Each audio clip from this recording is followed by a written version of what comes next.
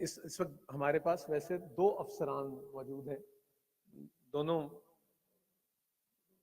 فقیر ہی ہیں، اور میں سے ایک دونوں کی نسبتیں، لیکن ایڈیشنل آئی جی جناب خالد محمود صاحب کے ماموں ہیں جناب واصف علی واصف رحمۃ اللہ علیہ، اور یہ کس راستے پر چل رہے ہیں اور کس طرح سے ان کے معاون ہیں وہ تمام تعلیمات اور وہ قال اور ان کا حال سنتے ہیں ایڈیشنل آئی جی پنجاب جناب خالد محمود صاحب سے۔ سر تشریف لائیے۔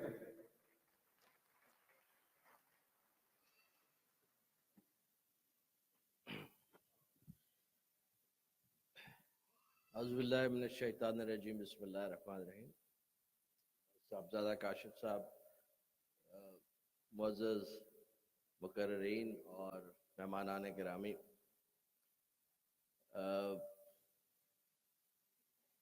یہاں جتنے لوگ بولنے والے ہیں میں ان کی طرح کوئی ایک لٹریری فگر نہیں ہوں، پر میری ایک واصف صاحب سے، جن کو میں بھائی جان کہتا تھا، ایک ایسی اٹیچمنٹ ہے کہ جس کو بیان کرنا بڑا مشکل ہے۔ مجھے یہ ڈسٹنکشن حاصل ہے کہ میرے سوالوں پر کوئی پابندی نہیں تھی، میں ان سے کچھ بھی پوچھ سکتا تھا اور وہ ہر سوال کا جواب دیا کرتے تھے۔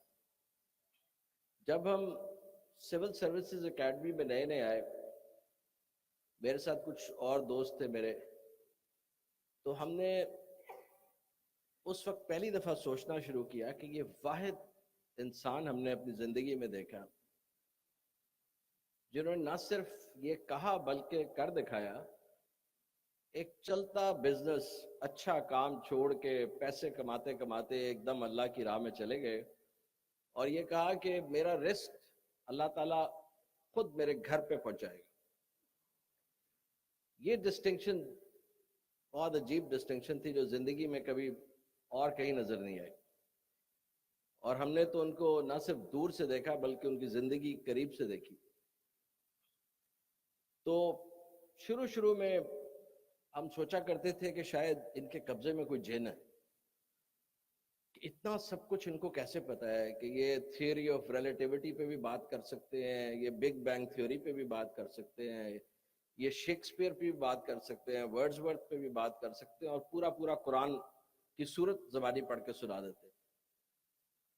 پھر ہم نے سوچا نہیں، یہ بات کچھ اس سے بڑھ کے ہے۔ تو کافی ڈسکشن کے بعد ہماری سول سروسز اکیڈمی میں ان کو ہم نے ایک کہتے تھے ایکس فیکٹر، جس کی سمجھ نہ آ سکے، اس پہ چھوڑ دیا۔ تو میں آج آپ کو کچھ اپنے پرسنل تجربات بتاتا ہوں۔ آپ میں سے بہت سارے ایسے لوگ ہیں جو واصف صاحب سے شاید زندگی میں نہیں ملے، تب بھی اتنی آپ کی ہے ان سے عقیدت، تو آپ سوچیں کہ ان کی پرسنالٹی سے تھوڑی سی بھی رگڑ کھا کے کیا تجربہ ہوتا ہوگا۔ تو مجھے یاد ہے ایک دفعہ میرا ایک دوست مجھے بڑا، اس نے کہا کہ مجھے واصف صاحب کے پاس لے چلے، تو میرے کچھ مسائل ہیں، میں اس کو لے گیا۔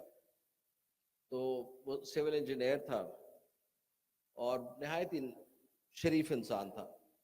اس نے واصف صاحب سے ریکویسٹ کی کہ جی میں بڑا پریشان ہوں کہ میں رشوت نہیں لیتا اور میرا سگا بھائی رشوت لیتا ہے، اور پورے خاندان میں اس کی بات سنی جاتی ہے اور میری بات نہیں سنی جاتی۔ تو واصف صاحب نے کہا پھر، اس نے کہا جی پھر بتائیں میں کیا کروں؟ انہوں نے کہا تم بھی رشوت لے لو۔ تو اس نے کہا جی رشوت میں لے لوں تو پھر تو میری آخرت خراب ہو جائے گی۔ تو انہوں نے کہا اگر آخرت خراب ہوگی تو مت لو رشوت۔ تو اس نے کہا لیکن پھر میری بات کوئی نہیں سنے گا۔ تو انہوں نے کہا تم اگر یہاں پہ میرے پاس ایک فتویٰ لینے آئے ہو کہ آج کل کے دور میں رشوت جائز ہے، تو وہ میں تمہیں نہیں دے سکتا۔ تو اسی طرح مجھے یاد ہے کہ ایک دفعہ میں ان کے پاس گیا، ایک میرا موٹر سائیکل خراب ہو گیا تھا، میں نے کہا ان کے گھر پہ موٹر سائیکل کھڑا ہوا ہے تو میں ان سے ریکویسٹ کرتا ہوں کہ مجھے دے دیں، شام تک واپس کر دوں گا۔ تو میں ان کے پاس گیا, میں نے کہا بھائی جان موٹر سائیکل ذرا چاہیے, شام تک آپ کو واپس کر دوں. کہنے لگے اچھا چلو آؤ باہر آؤ. میں باہر آ گیا. مجھے کہنے لگے کہ چلا لیتے ہو موٹر سائیکل؟ میں نے کہا جی میں چلا لیتا ہوں. کہتے ہیں اچھا ذرا میرے سامنے ایک چکر لگاؤ. میرے موٹر سائیکل نکالا, ان کے گھر کے سامنے گلشن راوی میں ایک گراؤنڈ سا ہوتا تھا, اس کا چکر لگا رہا تھا کہ راستے میں ہی ایک دم پتہ نہیں کیا ہوا اور میں گر گیا نیچے. انہوں نے کہا دور سے اشارہ کیا کہ اب لے آؤ. میں لے آیا. تو مجھے کہنے لگے کہ یہ جو موٹر سائیکل ہے نا, یہ مجھے دینے میں کوئی اعتراض نہیں ہے, لیکن یہ والا موٹر سائیکل تمہارے لیے ٹھیک نہیں تھا اور میرا انکار تمہیں شاید سمجھ نہ آتا, اس لیے میں نے کہا تم چلا کے دیکھ لو.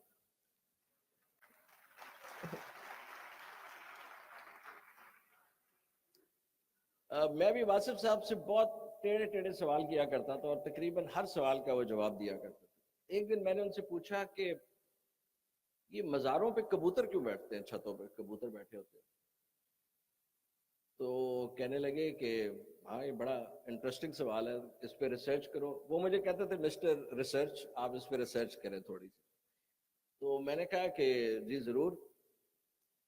تو کہنے لگے جب آپ ریسرچ کرو گے نا تو اس میں ایک چیز ضرور دیکھنا کہ جو مزاروں کا مزاروں سے تعلق ہے شاید ان کے کبوتروں کا بھی آپس میں ایسا ہی تعلق ہو.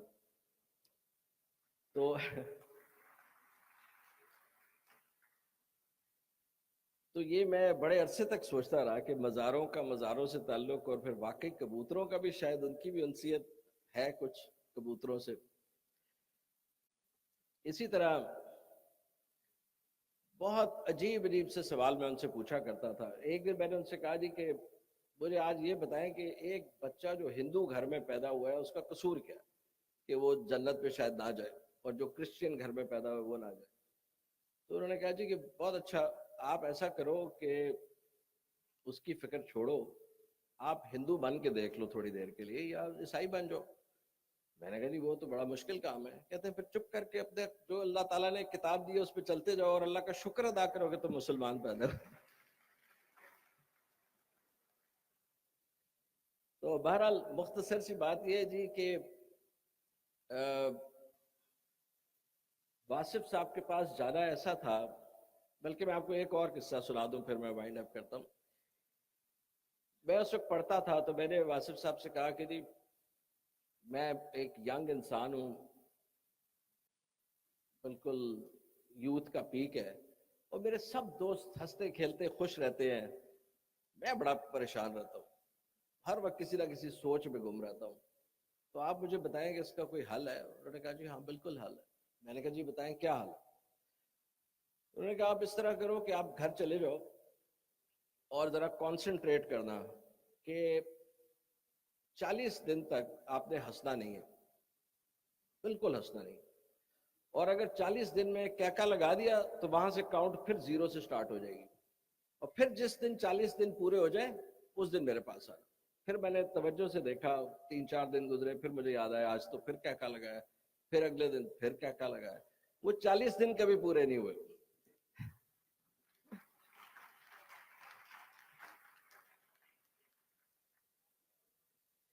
اور آخر میں بس میں آپ کو صرف یہ بتانا چاہتا ہوں کہ واصف صاحب کی زندگی میں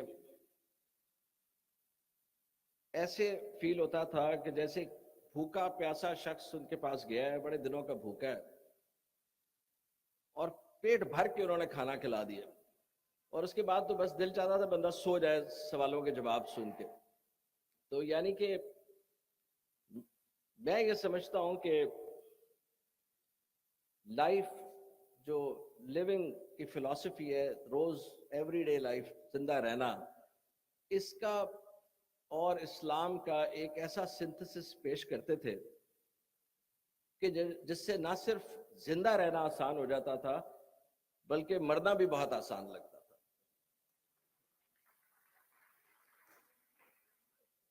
بہت شکریہ جی, اللہ تعالیٰ آپ کو آسانیوں میں رکھے. Thank you.